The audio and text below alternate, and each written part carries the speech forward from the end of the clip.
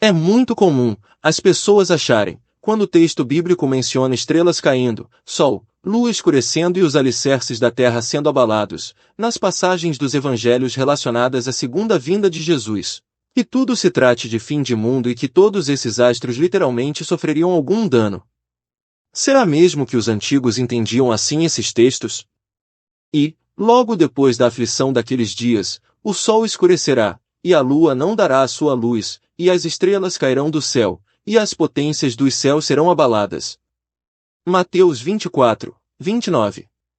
E haverá sinais no sol e na lua e nas estrelas, e na terra angústia das nações, em perplexidade pelo bramido do mar e das ondas. Homens desmaiando de terror, na expectação das coisas que sobrevirão ao mundo, porquanto as virtudes do céu serão abaladas. Lucas 21, 25 e 26. Ora, naqueles dias, depois daquela aflição, o sol se escurecerá, e a lua não dará a sua luz. E as estrelas cairão do céu, e as forças que estão nos céus serão abaladas. Marcos 13, 24 e 25.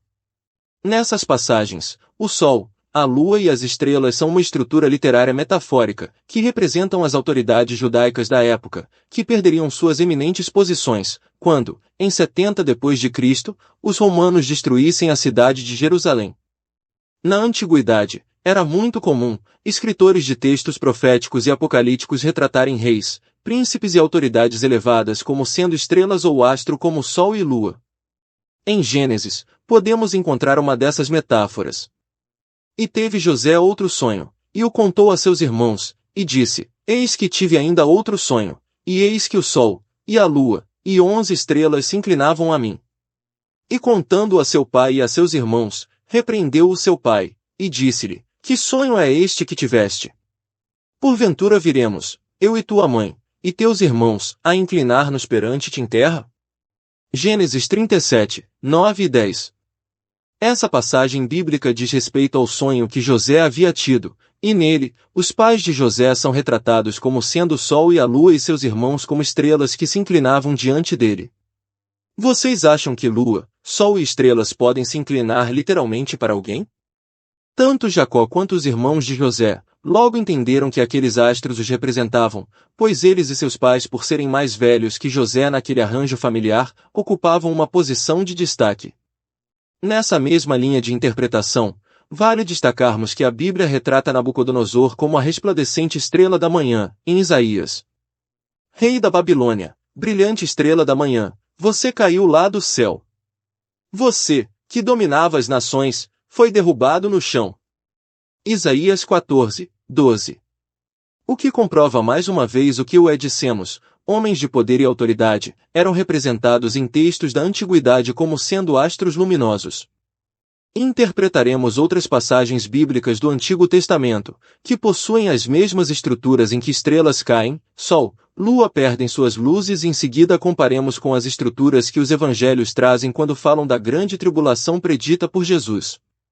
Peso de Babilônia, que viu Isaías, filho de Amós. Porque as estrelas dos céus e as suas constelações não darão a sua luz, o sol se escurecerá ao nascer, e a lua não resplandecerá com a sua luz. Por isso farei estremecer os céus, e a terra se moverá do seu lugar, por causa do furor do Senhor dos Exércitos, e por causa do dia da sua ardente ira. Isaías 1,13. Acima, vemos uma profecia do profeta Isaías concernente à destruição da cidade de Babilônia. Esse evento, segundo o profeta, seria marcado por sol, estrelas, lua sem darem sua luz e estremecimento dos céus e a terra se movendo. Perguntamos a vocês, isso aconteceu literalmente quando Babilônia caiu? É claro que não. Vamos a uma outra profecia de Isaías em que ele profetiza agora contra a cidade de Tiro. Peso de Tiro. Uivai, navios de Tarsis, porque está assolada, a ponto de não haver nela casa nenhuma, e de ninguém mais entrar nela, desde a terra de Quitim lhes foi isto revelado. E a lua se envergonhará, e o sol se confundirá quando o Senhor dos Exércitos reinar no monte Sião e em Jerusalém, e perante os seus anciãos gloriosamente. Isaías 23,1, 24, 23. Nada disso ocorreu literalmente com o sol e a lua quando Tiro foi conquistada. Notamos mais uma vez que o profeta faz uso de expressões similares às que foram usadas por ele quando profetizou contra a Babilônia. Filho do homem, levanta uma lamentação sobre Faraó, rei do Egito, e dize-lhe, apagando-te eu, cobrirei os céus, e enegrecerei as suas estrelas, ao sol encobrirei com uma nuvem, e a lua não fará resplandecer a sua luz. Todas as brilhantes luzes do céu enegrecerei sobre ti, e trarei trevas sobre a tua terra, diz o Senhor Deus. Ezequiel 32, 7,8. No oráculo de Ezequiel contra o Egito, encontramos os mesmos eventos descritos em Isaías ao profetizar contra as cidades de Babilônia e Tiro. Isso aconteceu literalmente? O mundo acabou na época de Ezequiel? Analisemos agora a profecia de Joel. Diante dele tremerá a terra, abalar-se-ão os céus, o sol e a lua se enegrecerão, e as estrelas retirarão o seu resplendor. E mostrarei prodígios no céu, e na terra, sangue e fogo, e colunas de fumaça.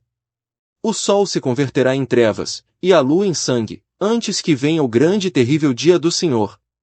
Joel 2,30,31. Joel, como notamos, fez o mesmo que os profetas Isaías e Ezequiel. Ele usou as mesmas expressões literárias das profecias que citamos anteriormente. Fica evidente, portanto, que era uma prática comum em todo o Oriente Médio, os escritores fazerem uso dessas expressões literárias metafóricas em suas profecias, para retratarem a destruição de uma cidade por forças inimigas. Todas as profecias aqui mencionadas estão dentro de contexto de guerra iminente. As expressões usadas por esses escritores envolvendo sol, lua, estrelas e terra não passam de artifício ou recurso literário que eram sempre usados quando um profeta queria falar sobre a destruição de uma cidade por forças militares estrangeiras ou não. Os astros que cairiam ou ficariam escuros referem-se aos reis e príncipes. Agora fica fácil entendermos o que Jesus queria dizer quando retrata a destruição de Jerusalém em meio à escuridão das estrelas, sol e lua. O escritor que dá voz a Jesus, portanto, fez uso dos mesmos recursos literários que Isaías, Joel e Ezequiel fizeram. As palavras de Jesus estão em um contexto de guerra que ocorreria em breve. A análise dos evangelhos em conjunto com profecias similares do Velho Testamento nos ajudam a ver claramente que aquilo que Jesus falou não tinha nenhum sentido literal. Nenhuma estrela cairia, lua e sol não deixariam de dar sua luz literalmente. A menção desses astros no corpo de profecias são meros recursos literários do escritor dos evangelhos que, à semelhança de outros de sua época e de outros povos, o empregavam na produção desses textos que envolviam a destruição de alguma cidade. As cidades, quando construídas, eram entendidas no imaginário primitivo daqueles povos como criações dos deuses. Eram os deuses que, por ocasião da criação das cidades, que colocavam sobre elas as estrelas, o sol e a lua. Assim, destruir a cidade era o mesmo que fazer com que esses astros, isto é, os reis, caíssem dos céus e deixassem de dar sua luz. Os reis eram os astros que iluminavam suas cidades. Dessa forma, provamos mais uma vez que os cristãos estão sendo enganados, a volta de Jesus nunca ocorrerá. Os eventos preditos por Jesus, o Filho do Homem, tal qual a maneira de Ezequiel, o foi já teriam ocorrido. Não vai haver fim de mundo, assim como não ocorreu na época de Ezequiel, Joel e Isaías, quando profetizaram do mesmo modo que Jesus.